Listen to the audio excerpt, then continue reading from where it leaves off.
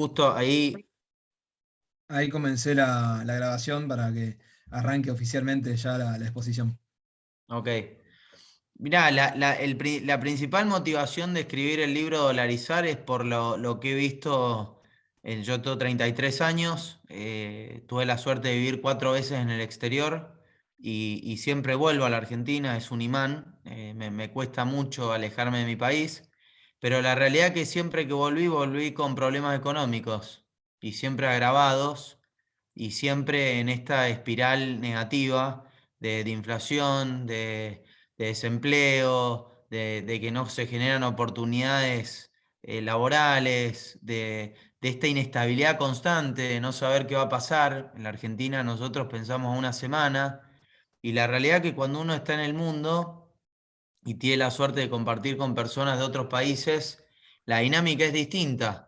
O sea, no todo se define por semana o cuándo va a explotar la bomba o cuándo va a haber una evaluación o cuándo va a haber otro proceso recesivo, como lamentablemente nos acostumbró a nosotros la política económica. Veo que son la mayoría jóvenes, lógicamente esta es una fundación nutrida de jóvenes, y creo que todos tenemos la misma sensación, el mismo sentimiento de, de ver que familiares se van del país, de familiares mayores que te dicen que la Argentina no va a cambiar nunca, de que es imposible y este país o nuestro país es inviable, de amigos que se están yendo a estudiar o a vivir afuera, de colegas, conocidos, etcétera. Entonces, esa es la motivación. Juan me preguntaba, esa es la principal motivación. Y después para enriquecer el debate de política económica, que es lo que dije antes. Creo que en la Argentina faltan ideas en la política y esta es una idea distinta. En algún momento, cerca del 2000, se habló, pero no se habló con tanta profundidad y además en esa época no había un país como Ecuador que lo hubiera llevado adelante.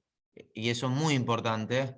Me parece agregar, ¿no? En el 99, 2000, cuando se hablaba de si Argentina tenía que dolarizar la economía, era sumergirse en algo que no había prácticamente países que hubieran hecho esa prueba, con lo cual era todo inexplorado. Hoy nosotros vemos que la situación de Ecuador después de 22 años dolarizado, en términos económicos, que tiene todavía muchos temas que resolver, uno ha visto resultados concretos. La economía en 19 años se expandió por 5, la inflación es de las más bajas del mundo y se ha mantenido y se ha sostenido durante 22 años. Eh, Uno ve que el salario real en Ecuador, hoy el salario mínimo real está alrededor de 450, 500 dólares. En la Argentina están 268 dólares, cuando la Argentina hace 12, 15 años atrás era el país en términos reales con el salario mínimo más alto de la región.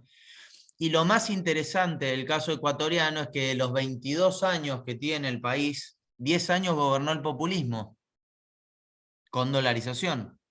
Entonces, imagínense que la mitad del tiempo de esta propuesta económica y esta política de Estado que por suerte se ha mantenido y la han mantenido los ecuatorianos en el tiempo y ha trascendido a la política de turno, en 10 años el populismo se comió el futuro de los ecuatorianos porque generó déficit fiscal, porque no se hicieron reformas cuando el petróleo valía 100 dólares y era el mejor momento para ahí generar fondos anticíclicos para cuando vinieran las épocas de commodities más bajos, hubiera liquidez. Al contrario, los populismos se comen o hipotecan el futuro de las democracias.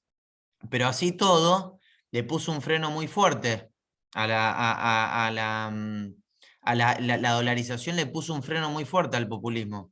Y eso es lo que hemos visto en Ecuador, que no se ha podido derrocar esa política económica, que hoy tiene una adhesión altísima en la sociedad, más del 80-85% de la sociedad avala la dolarización, porque lógicamente ha generado una estabilidad prolongada en el tiempo que nosotros ninguno lo vivimos. Yo nací en el año 88 y por lo que veo la cara de ustedes estamos más o menos en épocas similares. Ecuador en los 80, o sea, los 20 años de 1980, cerca del 2000, prácticamente la economía no se expandió, vivió en recesiones y vivió con una inflación muy, muy abultada. O sea, un escenario similar al argentino, que se extendió durante 20 años. Así que hoy es un escenario distinto. El mundo hoy te ofrece la oportunidad de ver, como digo, algunas economías que tienen algunas similitudes, otras no son parecidos, pero cuando uno analiza la realidad que no hay economías que sean absolutamente comparables, porque cada una de las economías tienen, digamos, sus características específicas. Lo que sí podemos ver es que tanto la economía ecuatoriana como la argentina tiene una dependencia importante del valor de las commodities. ¿Y a qué voy con esto? Si no fuera porque la soja vale $600, la Argentina estaría inmerso en un problema 10 veces más grande de lo que está inmerso hoy económicamente, y te salva la soja de $600 y los 15.000 millones de dólares de superávit comercial que generó el año pasado el campo y que va a volver a generar este año 15.000 millones de dólares más.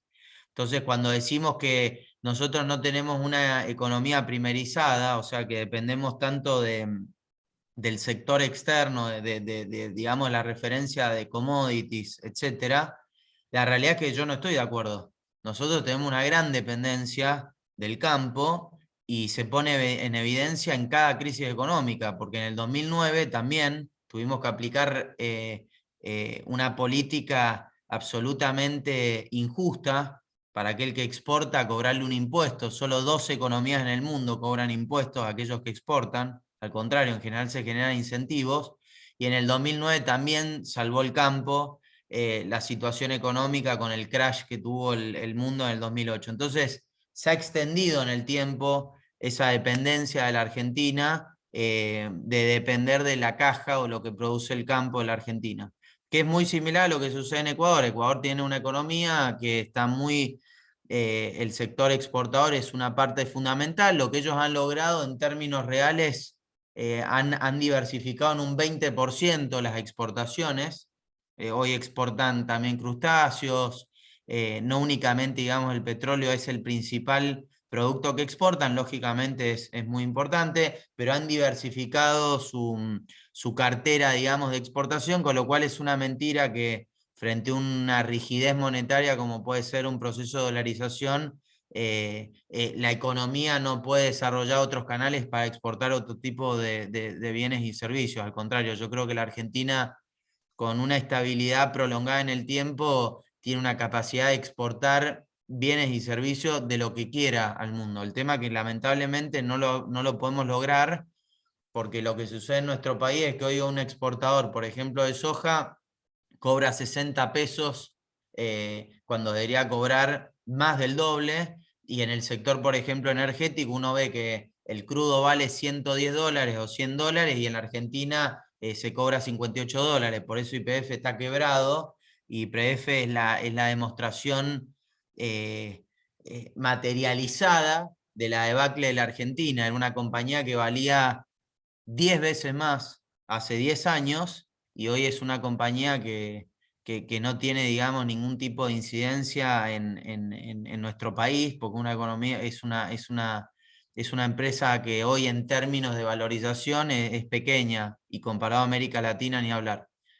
Así que si quieren, eso fue una breve introducción. A mí me parece que lo mejor que podemos hacer es ir a preguntas y ir haciendo un debate o con opiniones, siempre que sean con respeto, yo las voy a escuchar. Así que bienvenido. Me parece perfecto, Alfredo. Si me dejas y si me dan permiso, me tomo el atrevimiento de hacerte la primera pregunta. Vos muy bien mencionabas de ejemplo de Ecuador y se ha visto y han dado vueltas también por las redes que ha disminuido efectivamente la inflación y como vos muy bien mencionabas, daba también una estabilidad de precios al país, y a la Argentina le daría una estabilidad de precios en el caso de la dolarización. Ahora, mi pregunta es la siguiente. Nosotros sabemos que la inflación se da por la emisión monetaria, pero la génesis de la inflación en sí está en el déficit fiscal que te obliga a emitir dinero. Entonces, la pregunta es, en el caso de dolarizar, ¿se solucionaría el problema de déficit fiscal? Mirá, está bueno lo que dijiste, que quiero desarmar un poquito tu pregunta, porque en Argentina todo se asocia, o hay mucha, digamos, hay un preconcepto asociado a que todos los problemas endémicos de nuestro país está asociado al gasto fiscal. Y es verdad, cuando uno analiza en parte, en 118 años, Argentina solo ha tenido 8 años de superávit fiscal. Pero cuando analizás economías como la colombiana, que en términos económicos va cerquita al ritmo de lo que ha sido la expansión de la economía chilena, o sea, ha sido a nivel Latinoamérica una de las economías que más ha desarrollado en las últimas décadas y hay algunos resultados concretos que ahora voy a dar. Colombia en los últimos 40 años tuvo solo 3 años de superávit fiscal. O sea, convive sistemáticamente con déficit fiscal. Y si uno analiza la historia de América Latina, Brasil lleva 23 años consecutivos con déficit fiscal y con un déficit fiscal bastante más abultado que el argentino. Entonces, ¿a qué voy con esto? Perú desde el 2014 va a cumplir ahora acá prácticamente una década, Bolivia lo mismo, y varios países más de América Latina, ni hablar en el mundo. El déficit fiscal en el mundo es también en muchísimas economías desarrolladas del mundo conviven con déficit fiscal. Entonces, el problema del gasto, que es un problema que acarrea toda la región de América Latina, no únicamente la economía argentina, es un problema, como bien decís vos, que genera distorsiones y que en el caso de Argentina, al no tener moneda, tenemos que de alguna manera conseguir el financiamiento para financiar ese gasto. La pregunta es, entonces, ¿por qué economías como la brasilera, que llevan 23 años consecutivos de déficit fiscal, o Colombia, como decía, 37 años de 40 con déficit fiscal, por qué ellos no tienen los mismos problemas inflacionarios nuestros? Bueno, en parte, porque no es únicamente una variable la que uno puede tomar, es más amplio, pero en parte es porque tienen moneda y porque tienen capacidad de financiar ese gasto con los mercados de capitales, porque tienen profundidad y porque tienen la capacidad de generar que la ciudadanía, en vez de esos 400.000 millones de dólares que hoy están en el colchón en la Argentina, porque cada argentino que gana en pesos compra dólares y los guarda, y no lo reinvierte a través del mercado de capitales o en economía real, porque no están dadas las condiciones, bueno, ellos tienen una capacidad de generar otro tipo de financiamiento, porque probablemente todos ustedes, si Argentina fuera un país estable, lo que ahorrarían todos los meses no estarían comprando dólares y guardándolos. Probablemente estarían reinvirtiéndolo constantemente en el mercado de capitales, con lo cual generarían crédito tanto al sector privado como al sector público de la Argentina. Lamentablemente, al no tener moneda, eso dificulta enormemente que se pueda desarrollar los mercados de capitales. Pero nuevamente, esa es una parte de la historia. Yo en el libro soy enfático y tomo varios de los casos, o sea, varias de las variables que afectan a la inflación en Argentina. Pero yendo concretamente a tu pregunta, respecto al déficit fiscal, que tu pregunta fue, ok, ¿la dolarización entonces resuelve el problema fiscal en la Argentina? No, no lo resuelve. Sí limita fuertemente los instrumentos y las herramientas para sostener el déficit en el tiempo. Sí, eso es Claro, contundente. ¿Por qué? claro. Porque perdés un gran canal que es la emisión monetaria y es el efecto de inflacionario, que es recaudatorio por un lado, pero por otro lado es licuador, o sea, genera licuación del gasto público constantemente y la política lo utiliza como un instrumento para ir licuando gasto en el tiempo. Entonces, desde ese punto de vista, ¿se pierde un canal fundamental? Sí. Eso quiere decir que no hay que se evitan todos los procesos, o sea, todos los caminos para evitar el déficit fiscal, no. Y ese es el problema de Ecuador. Ecuador, como les dije, que 22 años lleva la dolarización, en 10 años estuvo el populismo, gobernado por Correa. Correa generó un déficit fiscal que hizo que Ecuador no crezca más de lo que creció, porque lógicamente hipotecó el futuro de los ecuatorianos. Entonces la pregunta que probablemente ustedes me harían es, entonces, ¿para qué vamos a dolarizar si no tiene sentido? Porque no nos va a resolver el problema del problema del déficit fiscal. Y ahí mi respuesta es la siguiente. Si nosotros hay dos grandes frentes que la política económica tiene un poder de decisión y es fundamental para que la economía, macroeconomía funcione. Y eso después derrama en la microeconomía. Uno es el frente monetario y otro es el frente fiscal. Históricamente hemos visto, ya dije, en frente fiscal, un desastre, 118 años, 8 años de superávit, y desde el frente monetario, desde 1935, que es la creación de nuestro Banco Central, 8 años de superávit, perdón, 8 años de inflación de un dígito, sacando la convertibilidad. Pasaron 62 presidentes de Banco Central cuando tendrían que haber pasado 15, con lo cual el Banco Central como institución de prestigio financiera que genera credibilidad está absolutamente destruida. ¿Por qué? Por la historia. La dolarización lo que hace es, por un lado, limita fuertemente la capacidad del gobierno de turno de hacer desastres monetarios, que eso ya es una parte muy importante. Y desde el punto de vista fiscal, no lo limita, pero sí lo condiciona fuertemente.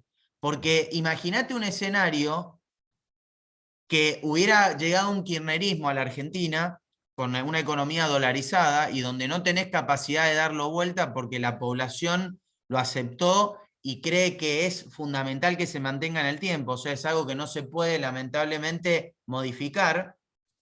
¿Cómo hubiera hecho el kirchnerismo para financiar todo el gasto que tenía? Tiene cerrados los mercados internacionales, no tiene acceso a créditos a organismos multilaterales y no hubiera tenido emisión monetaria. Entonces, ¿a qué voy por esto? Te ordena la economía, indefectiblemente te la ordena. Después, lógicamente, siempre puede haber limitaciones, porque todos los planes digamos, económicos tienen limitaciones. O sea, la manta es corta, en algún lado ajusta.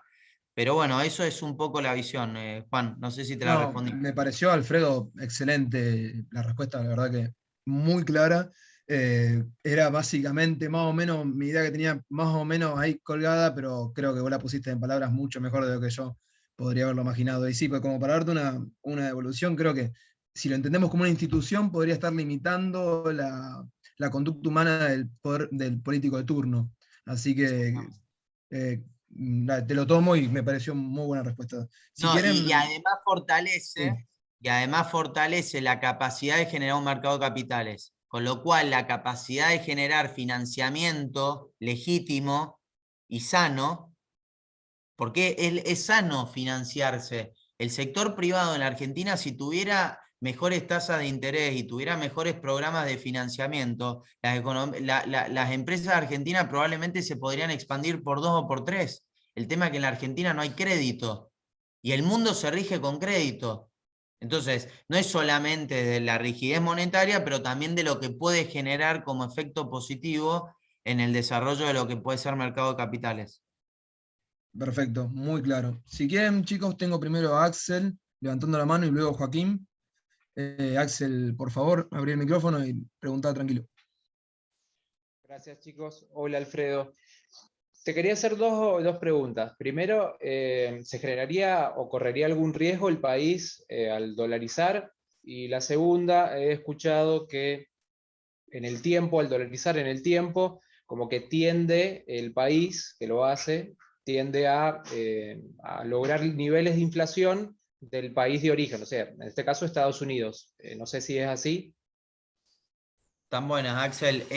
Para entenderte la primera, ¿desde qué punto de vista? Si corre riesgo de que desde el punto de vista social, económico, para que pueda enfocar el... Macroeconómico, en Ok, realidad.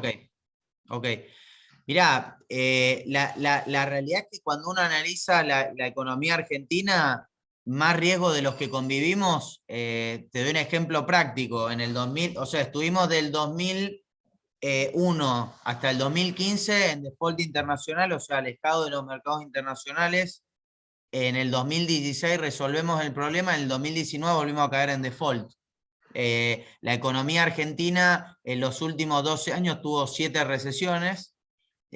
Cuando uno, por ejemplo, la compara con la economía ecuatoriana sacando el COVID, tuvo solo una recesión en el 2016. Colombia no tuvo recesiones en 20 años. Entonces, en términos de economía real, la Argentina convive con un riesgo sistémico muy elevado porque no tenemos moneda, no tenemos crédito, no tenemos credibilidad y todo eso nos condiciona como país. Yo creo que al contrario, o sea, frente a un proceso y un programa de dolarización completo y robusto, no únicamente la dolarización en sí, o sea, no únicamente una reforma monetaria, sino un plan contundente de reformas también desde el plano laboral, desde el plano fiscal y desde el plano comercial, desde los tres puntos de vista, y si quieren después podemos expandir en ese punto, creo que va a generar las condiciones necesarias para que al contrario el país salga de ese riesgo sistémico continuado y empiece un proceso definitivamente de crecimiento sostenido en el largo plazo, algo que no sucede en nuestro país hace 12 años. Y después respecto a la segunda pregunta que me preguntabas, era, perdón, vinculado. Sí, como que he escuchado que tiende que el nivel de inflación del país que Sí, dolariza, como que sí. tiende al nivel de inflación que tiene el país de origen de moneda, en este caso Estados Sí. Unidos. Sí, y calculo que tu pregunta viene asociada al problema que hoy tiene Estados Unidos, que hoy estás viendo una inflación anualizada de 7% y eso es lo que genera como cierta incertidumbre. Ok, perfecto. Mirá, Sí. en principio, lógicamente debería haber una correlación alta entre los países.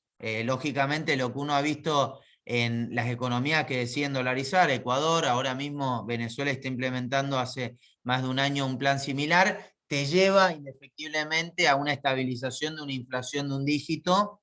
Después lo que puede suceder, y ahí es donde se separan un poquito los modelos, porque estos nuevamente no son complementos perfectos, o sea, no, Estados Unidos no es comparable con Ecuador en muchísimas cosas y ahí hay muchos mitos que también podemos hablar. La realidad es que Ecuador ha convivido un buen tiempo con deflación y Estados Unidos con inflación de 2-3%. Entonces, no necesariamente terminás exactamente en el mismo nivel inflacionario y eso va a estar asociado también a la actividad económica del país. ¿A qué voy con esto? Volviendo al primer punto, si la dolarización no viene acompañado de otras reformas que movilicen a la economía real de la Argentina, va a tener resultados en términos monetarios de corto plazo muy buenos, pero en el mediano y largo plazo va a tener problemas de crecimiento, de sostenibilidad del crecimiento. ¿Por qué? Porque al no tener política monetaria te limita en ciertas herramientas para poder expandir la economía o para poder tener cierta flexibilidad. Entonces, si vos no llevas adelante estas reformas, en vez de tener inflación o crecimiento, podés terminar un proceso deflacionario, donde básicamente por no tener liquidez, la economía no se expande y al contrario, un tema de P por Q, hay menos demanda, los precios bajan y la economía termina ajustando en un proceso deflacionario. Entonces, nuevamente, no es necesariamente directo, o la correlación no es 100%, pero lógicamente uno ve un horizonte. Y respecto al tema, ya que sacaste de la inflación de Estados Unidos, que es un tema muy interesante, la realidad es que Estados Unidos hoy está viviendo algo muy similar a lo que están sufriendo el resto de las economías desarrolladas del mundo, la mayoría de las economías desarrolladas del mundo. O sea, el caso americano no es un caso aislado. O sea, en América Latina ya hay economías que están llegando a 2 cifras de inflación, como Brasil y varias más. Y en el mundo, cuando uno veía en determinados países europeos, habían procesos también, o sea, deflacionarios, en muchos de ellos, con tasas de interés real negativa, etcétera. Hoy estamos viendo inflación de 4, 5, 6%. Entonces, lo primero que hay que entender es que Estados Unidos no está aislado de lo que está sucediendo en el mundo. Lo segundo que tenemos que entender es que el shock que generó la pandemia es un shock absolutamente extraordinario. O sea, algo que realmente hubo un momento donde la oferta se rompió en el mundo. ¿Por qué? Porque se paró el mundo. Y eso generó un desacople de producción y una serie de cuestiones que no quiero entrar en temas técnicos, que lógicamente, además de parar significativamente la actividad económica, muchos bancos centrales del mundo tuvieron que salir a emitir y nosotros sabemos lo que significa en parte emitir para poder financiar, digamos, esos procesos o intentar ¿cómo diría? De soft landing, ¿no? Como un aterrizaje más no tan Suave. forzado cuando vos tenés un shock externo tan fuerte y fue a través de la emisión monetaria, y que no sea el shock, el crack, que no sea tan duro. Lógicamente eso es lo que estamos viendo los resultados hoy. Eso quiere decir que Estados Unidos va a terminar una inflación similar a la Argentina, o Estados Unidos va a terminar en un proceso inflacionario como el que vive la Argentina hace décadas, o mismo se va a separar de lo que está sucediendo en el mundo. Yo no lo creo. O sea, sí vamos a ver en el mundo un poco más de inflación. Creo que se va a prolongar en el tiempo, no va a ser de corto plazo. O sea, no es que el año que viene Estados Unidos va a volver a una inflación del 2% o 3%, pero sí creo que a partir de decisiones de política monetaria, donde ahí hay otro grado de credibilidad, y donde una vez que se normalicen determinadas variables también de economía real, etcétera, van a ir ordenando las expectativas y van a volver a llevarlas a un 3, 4, 5% en los próximos 5 años. Y esos son niveles inflacionarios absolutamente sanos. O sea, es una inflación que la cual la Argentina, si tuviera esos niveles inflacionarios, podría convivir perfectamente y tener una economía estable y poder desarrollarse en el mediano y largo plazo. Gracias, gracias Axel por la pregunta. Juaco, si querés, dale para adelante. Bueno, la verdad que es un tema tan rico que se me ocurren varias preguntas para hacerle, pero bueno, voy a tratar de hacer un par y bueno, si después tengo la oportunidad le hago una más. La primera es, mencionaste que bueno, en los 2000 más o menos, cuando, digamos, hacia el fin de la convertibilidad, en algún momento se llegó a plantear ese debate de la dolarización, pero bueno, no estaban las mismas condiciones que ahora. Y justo pensaba porque Lucas Liach, bueno, el que fue vicepresidente del Central durante el gobierno de Macri, siempre que le hablan de dolarización y le piden su opinión, dice que está como en desacuerdo y que, digamos, es más cercano a una idea de una convertibilidad a través de una canasta de monedas sudamericanas, por ejemplo, para evitar efectos, digamos, de encarecerse respecto a los vecinos cuando suele haber algún shock externo. Pero básicamente, en relación a eso, lo que te quería preguntar es cuál es la diferencia entre una dolarización y lo que fue la convertibilidad o cualquier convertibilidad en general. Y la otra pregunta que te quería hacer es, partiendo, digamos, de esa diferencia, ¿cuáles son las precondiciones necesarias para dolarizar una economía y si están dadas esas precondiciones hoy por hoy en la Argentina? Ok. Bueno, primero me va a hacer un chivo porque esas dos preguntas están en mi libro y están mucho más explicadas en detalle que lo que voy a decir en estos minutos. Así que los invito a que en la librería Jenny de Santa Fe lo van a encontrar. Ahora justo están reimprimiendo, así que ya están empezando a redistribuir en toda la Argentina, porque gracias a Dios se vendió toda la primera tirada. Después, respecto de Lucas, he hablado con él varias veces de este tema, es perfecto lo que decís, él tiene una visión más cercana a una convertibilidad con una canasta de monedas. Mirá, está buenísima tu pregunta, porque tiene grandes diferencias y ahí es donde yo creo que nace también uno de los grandes problemas estructurales que tiene nuestro país, que es el bimonetarismo.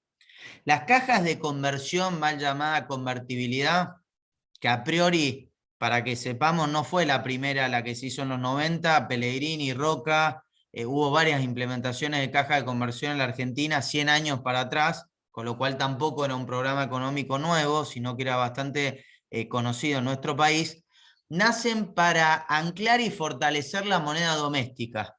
O sea, las cajas de conversión en procesos, por ejemplo, hiperinflacionarios o procesos donde hay un problema de estabilidad de la moneda, una devaluación constante, inflación continuada, etcétera, lo que uno hace es buscar un ancla, una referencia de valor que genere credibilidad y que le dé ancla de expectativas a futuro a la moneda. En nuestro caso, la convertibilidad lo que hizo fue eso. Veníamos de una hiperinflación, 89-90, en el 91 se define este programa de caja de conversión y rápidamente uno ve que se logró una estabilidad y una baja de la inflación. ¿Por qué? Porque se ancló fuertemente a una moneda dura como era el dólar americano, el peso argentino. El gran problema de ese modelo, que yo estoy muy en desacuerdo, es que es la máxima expresión del bimonetarismo en la Argentina. ¿Por qué? Porque todos éramos muy chicos, pero en los 90, desde los inicios, que tuvo años muy buenos la convertibilidad, y tuvo cosas muy valiosas para remarcar, pero en otras estoy muy en desacuerdo, es que la convertibilidad, por ejemplo, uno iba a pedir un préstamo en pesos a un banco, al sistema financiero, y en pesos la tasa de interés era más cara que en dólares. Entonces, implícitamente el sistema financiero te estaba remarcando el costo de la devaluación implícita que podía tener esa moneda en cualquier momento. Para traducirlo al español, no había una credibilidad absoluta que esa paridad cambiaria se pudiera respetar o que en cualquier momento tuviera la fragilidad de romperse, como terminó sucediendo. Entonces, esa es una gran diferencia con la dolarización. Acá lo que estamos diciendo es que se pierde la moneda nacional, porque la moneda nacional no tiene ningún sentido buscarla, fortalecerla. No hay ningún, o sea, en la sociedad argentina, ¿a quién le interesa tener un peso fuerte? Sí, probablemente a muchas personas, está perfecto, y yo también estaría de acuerdo que tener un peso fuerte. Y me gustaría tenerlo, pero cuando uno ve la historia económica de nuestro país, que en 140 años rompimos 5 veces la moneda, o sea, cada 30 años la rompemos, que le sacamos 13-0, que somos la economía con más inflación del mundo, etcétera, ¿quién quiere pesos? Nadie. Reconvertirla y lograr que genere credibilidad demora por lo menos 10-15 años. Y acá no se coman el cuento del tío. De corazón, ¿eh? Hoy escuché atentamente la presentación de la Yeral de Carlos Melconian. La propuesta de él es muy interesante. La inflación no lo va a bajar en menos de 10 años. Habla de una moneda fuerte, un peso fuerte, y habla de legalizar el bimonetarismo. Ok, son mínimo 10 años, con conducta, con muchísima conducta monetaria y fiscal. Entonces, la sociedad argentina va a esperar más de 10 años para ver si podemos fortalecer nuestra moneda doméstica. A mí me cuesta mucho creerlo, porque 10 años más de debacle económica, lamentablemente nos estamos pareciendo cada vez más en los números económicos a los países más pobres del mundo. Entonces, eso, seamos contundentes, porque yo sé las limitaciones que tiene la dolarización y las expongo porque tiene limitaciones, pero también las otras propuestas que se están planteando hoy en la Argentina no van a tener los resultados en el corto plazo que todos queremos ver, que es una inflación baja, una moneda estable y una serie de condiciones que no se van a dar en nuestro país durante muchísimo tiempo bajo esos programas económicos. Entonces, la caja, la segunda gran diferencia que tiene es que en las cajas de conversión vos tenés la posibilidad de hacer política monetaria. Es más, tenés un banco central. Y por más que el Banco Central debería tomar una postura ortodoxa y mantener una caja de conversión, como dice la teoría, sin embargo, en la Argentina no se respetó. Después del crack del tequila en el 94 y con la consecutiva crisis emergentes en Asia, Rusia, Brasil, etc., la realidad es que la política monetaria no fue contundente desde ese punto de vista. Bueno, en la dolarización no tenés más la posibilidad que te ponga, que te metan la cola, el diablo te meta la cola. O sea, no tenés la posibilidad de tentarte de hacer política monetaria expansiva y decir, no, bueno, un par de meses como tuve un shock, entonces voy a emitir y con eso voy a mantener la paridad monetaria. Pero no, acá te genera un grado de credibilidad enorme porque le amputaste los brazos a quien lo único que hace es agarrar la botella para tomar alcohol. Entonces no hay forma de agarrar más la botella. Y eso es otro punto fundamental y una distinción muy importante con la convertibilidad, porque acá evitás ese problema. Y respecto a lo que son las cajas de conversión, que son basadas en una canasta de monedas, como propone Lucas, yo creo que tiene esas limitaciones. Es querer fortalecer una moneda doméstica que no tiene credibilidad, que tiene la problemática que la política de turno es muy indisciplinada monetariamente y además también fiscalmente, con lo cual no veo que vaya a lograr los resultados esperados en el mediano y largo plazo. Me parece que es intentar de hacer una prueba medio Frankenstein, porque además estamos diciendo que bajo esos esquemas Ya el tema inflacionario hay que ver, porque sería una prueba, si realmente tiene la resolución y la velocidad de corrección, por ejemplo, inflacionaria, como puede tener el anclaje una moneda tan dura como la americana. Tendrías que ver en qué proporción armás la canasta de moneda, probablemente le des más valor al peso al real, porque es un socio, digamos, comercial muy fuerte de la Argentina, también capaz de agregar al yuan como otra moneda, digamos, de economía emergente, que también comercializa mucho con la Argentina, pero bueno, yo le encuentro muchas limitaciones desde ese lugar. Lo que sí entiendo es que después de un proceso de dolarización de 20, 30 años, con otro prestigio de política económica en la Argentina, con otras reglas de juego, con otro orden, ir desarmando la dolarización y terminar en un régimen así de convertibilidad, anclando nuestra moneda a una serie de a una serie de monedas de economías emergentes, podría ser interesante, pero creo que es al revés. Primero tenemos que reconstruir nuestras instituciones, generar credibilidad, crecer sostenidamente y a partir de ese crecimiento poder pensar en tomar decisiones, digamos, pensadas como esta de canasta de monedas. Genial. Joaco, creo que tenía una segunda parte de la pregunta, ¿no? Era Sí, las era si condiciones. cuáles son las precondiciones. Naturalmente no queremos que nos spoilee el libro, así después lo vamos a leer, pero bueno, así 1 o 2 puntos que nos diga esto sería clave, necesario para poder dolarizar. Mirá, eso es muy interesante porque es excelente tu pregunta y esa era una de las condiciones de Ecuador, ¿no? Cuando Ecuador hablaba con el Fondo Monetario, yo tuve la suerte de tener profesores en Colombia, yo hice una maestría en políticas públicas enfocada en macroeconomía y tuve varios profesores, por ejemplo Augusto de la Torre, un economista muy interesante ecuatoriano, hoy quien es el 2 de Economía del Ministerio de Finanzas es compañero mío de Colombia. Y la realidad es que en esa época había un manual. Es más, Jeffrey Sachs, que es un economista súper reconocido, americano, que estudia mucho las economías emergentes y es muy reconocido y es profesor de Columbia además. Él generó un paper con las precondiciones que tenía de tener una economía para poder dolarizarse y cuando Ecuador iba a hacer el checklist de los puntos fallaban muchísimos. Y sin embargo, uno ve que los resultados terminaron siendo otros. ¿A qué voy con esto?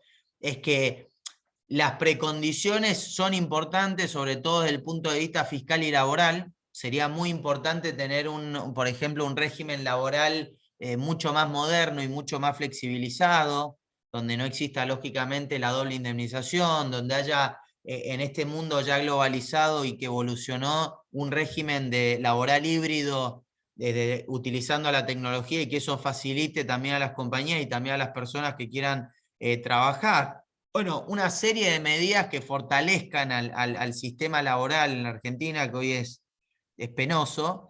Y por otro lado, desde el punto de vista fiscal, lógicamente el orden fiscal es una condición que beneficia fuertemente y robustece fuertemente al régimen monetario. Pero eso quiere decir que no se puede llevar adelante, no. Nuevamente, Ecuador lleva 14 años con déficit fiscal continuo y sin embargo convive con un régimen de dolarización y de los 22 años de dolarizado tuvo 2 de los 3 shocks más grandes de la historia económica moderna, el 29, el 2008 y el 2020 con la pandemia. Bueno, en 2 de 3 Japón estuvo presente con el proceso de dolarización y la dolarización salió fortalecida. Gracias, creo que muy nutritiva la respuesta. Había varios comentarios, varias preguntas, perdón, en el chat. Son 4 que más o menos tratan de lo mismo, así que voy a intentar resumirlas, espero hacerlo de una manera correcta. Había ciertas dudas acerca de, ok, bueno, hoy, 30 de marzo de 2022, decidimos dolarizar la Argentina. ¿Cómo es el proceso y cuánto tarda el proceso? Ok, bueno, hoy es imposible, no importa. Voy a ser muy escueto. No están dadas las condiciones sociales, económicas, no hay un gobierno que genere credibilidad. Este gobierno se va a fumar 30.000 millones de dólares de superávit comercial por el cepo y por todas estas condiciones que generan lo único en la economía argentina que es un cepo al crecimiento. Entonces, eso lo vengo diciendo hace mucho tiempo. Hoy no están dadas las condiciones y no se puede. Eso quiere decir que para adelante conseguir 3 puntos del PBI para poder dolarizar la Argentina es absolutamente viable. Y ahí también me gustaría invitarlo a Carlos a que lea mi libro y que podamos debatirlo, Carlitos Melconian, porque entiendo que él dice que hoy lógicamente es inviable dolarizar la Argentina, pero no es una estupidez. Y yo sería mucho más precavido en la calificación que uno le da a las propuestas económicas, porque en la Argentina han fallado históricamente todas las propuestas y las recetas que se han intentado y de la cual él también formó parte en un gobierno en el 2016. Con lo cual me parece que hay que tener más humildad y hay que debatir las diferentes propuestas y no hay que, me parece, estigmatizarlas con palabras que me parece que no agregan valor en la sociedad argentina. Pero es verdad que hoy es inviable llevarla adelante. ¿Eso quiere decir que cómo la llevaríamos adelante? Bueno, Eso está en te el quería libro, repreguntar. En el caso de que está, estemos con las condiciones, ¿cómo las llevamos adelante? Porque había está en el- preguntas ahí, ¿cómo es el proceso? Básicamente lo que uno hace es canjear la base monetaria, el M0, los pesos, billetes circulando, más lo que tienen los bancos en el Banco Central, o sea, el sistema financiero en el Banco Central, depósitos. Básicamente se canjea eso y se arranca el proceso de dolarización. Después la tasa de conversión, yo hago un ejercicio práctico contra el único tipo de cambio hoy de equilibrio de la Argentina, que es el contado con liquidación, que es el dólar bolsa, el dólar MEP o el contado con liqui si pones los dólares afuera. Hago un ejercicio práctico tomando la cantidad de M0 contra el tipo de cambio hoy de equilibrio de la Argentina y eso hoy te da alrededor de 17, 18 mil millones de dólares, que es lo que digo que son 3 puntos del PBI de la Argentina. Después, ¿cómo arranca el proceso de la dolarización? Básicamente hay una coordinación entre el sistema financiero y la ciudadanía donde se hace el canje de esos pesos y billetes. Lógicamente, todo lo que es a nivel M1, M2, M3 se convierte a la tasa de conversión que uno ha visto que eso se tendrá que definir en el momento. Y lo que uno ve, o una de las preguntas que te hacen rápidamente es decir, bueno, pero pará, entonces hay mucha deuda en pesos hoy en la Argentina, M1, M2, etcétera. ¿Qué pasa si quieren venir a retirar todos juntos? Y mi respuesta es la siguiente: hoy en la Argentina vivimos en default, vivimos con un gobierno populista que el presidente dice que para solucionar la inflación hay que hacer terapia de grupo, donde no hay ningún tipo de condiciones y reglas de juego establecidas para generar condiciones de confianza y credibilidad. Y sin embargo uno ve que, por ejemplo, hay 13 mil millones de dólares encajados en la reserva del Banco Central y que no se mueven. Entonces, ¿a qué voy con esto? Esto es un tema de lo que sucede en el mundo. En ningún lugar del mundo van a venir a retirar el día 1, más si venís con un programa serio, contundente y profundo, a retirar todos esos dólares del mercado. Al contrario, se va a generar liquidez para extender los plazos de financiamiento. Hoy en la Argentina tenés 4.7 billones de pesos encajados en el IX que se lo tienen que comer los bancos para financiar el gasto cuasi fiscal del país. Y lamentablemente esos créditos que no se puede utilizar. Entonces, además, esos 13 mil millones de dólares, si vos dolarizás la economía, la tasa de encaje va a bajar drásticamente. Entonces, no hay que tener temor a eso. Al contrario, lo que sí hay que generar son las condiciones para que la economía se empiece a expandir y rápidamente empezar a fortalecer las reservas internacionales, que ese es el mejor mecanismo para generar un fondo anticíclico en momentos que no haya liquidez. Pero que ahí digamos que todo va a terminar en que vas a ir a buscar los dólares y no va a estar, sí va a estar, porque lógicamente el M0 va a estar absolutamente cubierto. Y después el día a día va a ser dolarizado. O sea, vos, Juan, vas a cobrar en tu salario en dólares, vas a pagar en dólares, vas a comprar una hamburguesa, vas a pagar 5 dólares, vas a ir a llenar el tanque de nafta y va a ser en dólares, y vas a pagar el servicio de streaming también en dólares. O sea, absolutamente toda la economía se va a regir por el dólar americano. Espectacular. Espero, por favor, que no pasemos a libra, porque ahí me vuelvo loco. Ahí ya me perdí. Libra, galón. Ahí yo andaba a No, buscar un galón de nafta. no, No, eso no, ¿cuánto eso es? creo que esos son conceptos que no es necesario, ni la Argentina está acostumbrada a otra cosa, y realmente eso no. Pero sí lo que lógicamente uno va a ver es que la economía va a estar absolutamente dolarizada y eso va a generar incentivos reales para que haya inversión en el mediano plazo en la Argentina, porque también yo escucho estos programas económicos que se van proponiendo y que felicito y festejo que por lo menos hayan propuestas de programas económicos, pero acá hay que entender algo.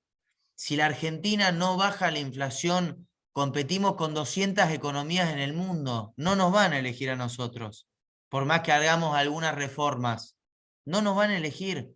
Hay muchas economías que ya tienen un sistema previsional moderno, que tienen un sistema tributario moderno, que tienen un sistema laboral moderno, pero que además no tienen inflación y que no conviven con esa inestabilidad. Entonces, que en el corto plazo la Argentina pueda ser un imán de generación de inversiones en economía real con inflación de 2 dígitos continuada en el tiempo, es imposible.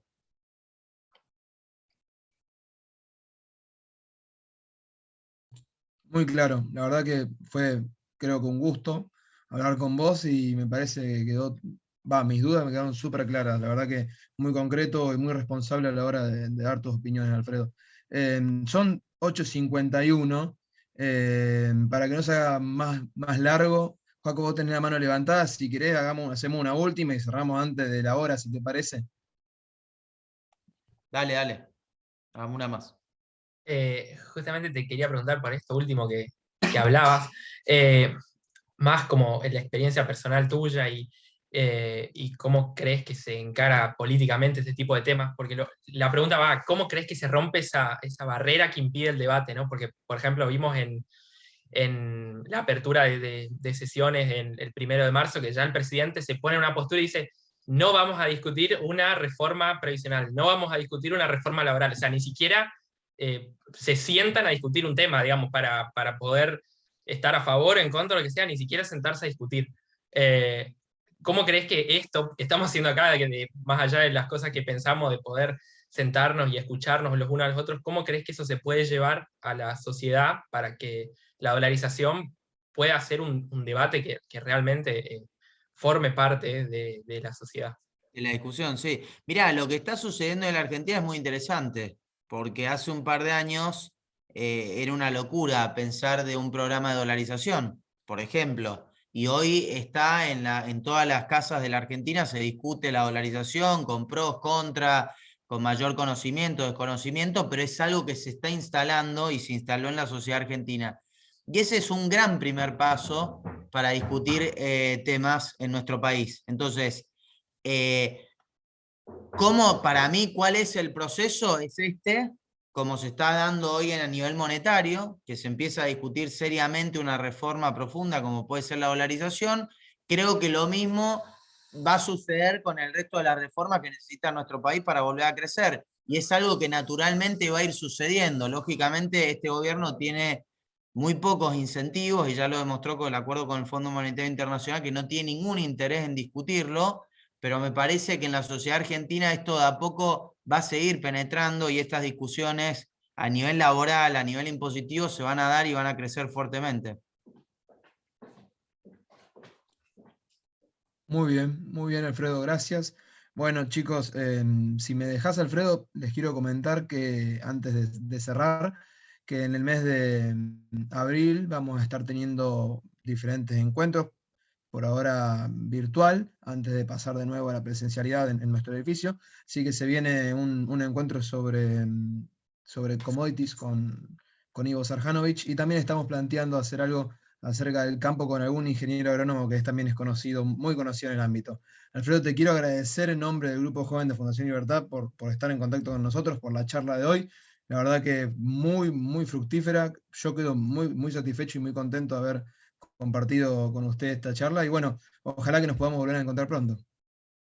Cuando quieran, a disposición, me encanta, qué alegría que hayan jóvenes que estén preocupados por la Argentina y ocupados.